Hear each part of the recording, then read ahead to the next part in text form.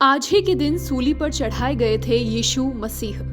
आज good Friday है, ईसाइयों के लिए एक शोक का दिन, क्योंकि आज ही के दिन जीसस क्राइस्ट या ईसा मसीह को तमाम शारीरिक और मानसिक यातनाएं देने के बाद सूली पर चढ़ाया था। उस दिन शुक्रवार था और ठीक तीसरे दिन यानी रविवार को यीशु पुनः प्रकट हुए थे। इसलिए गुड फ्राइडे के बाद आने वाले रविवार को ईस्टर संडे कहा जाता है। ईसा मसीह ने मानव जाति के लिए अपना जीवन कुर्बान कर दिया था, इसीलिए इस शुक्रवार को ईसाई धर्म के लोग गुड फ्राइडे के रूप में मनाते हैं।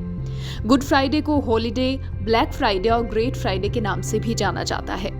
इस दिन को मुख्य रूप से ईसाई धर्म के लोग ईसा मसीह की कुर्बानी के दिवस के रूप में मनाते हैं। बाइबल के अनुसार मानव जाति के कल्याण के लिए इस दिन प्रेम, ज्ञान और अहिंसा का संदेश देने वाले ईसा मसीह ने बलिदान दे दिया था।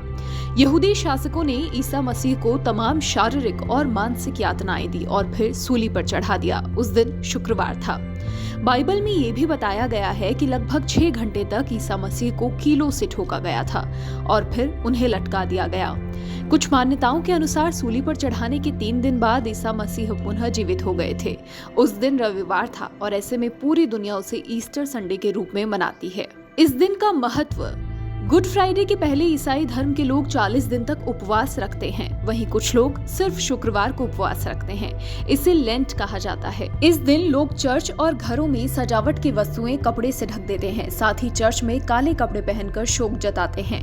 साथ ही प्रभु यीशु से अपने गुनाहों की माफी मांगते हैं और ईसा मसीह के अंतिम 7 वाक्यों की विशेष व्याख्या की जाती है।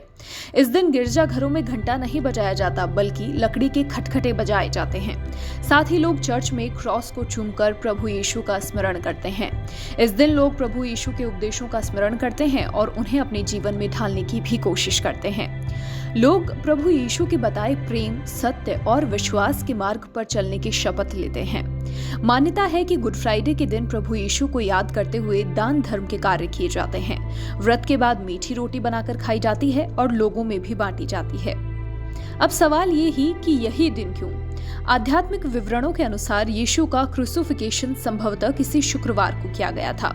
2 भिन्न वर्गों के अनुसार गुड फ्राइडे का अनुमानित वर्ष AD 33 है, जबकि आइजक न्यूटन ने बाइबल और जूलियन कैलेंडर के बीच के अंतर, साथ ही चांद के आकार के आधार पर गणना की है कि वो वर्ष मूलतः AD 34 है।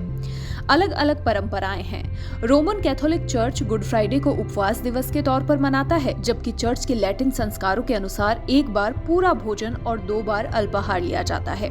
जिन देशों में गुड फ्राइडे का दिन अवकाश का दिन नहीं होता, वहां अपराह 3 बजे बाद आमतौर पर कुछ घंटों के लिए कामकाज बंद कर दिया जाता है।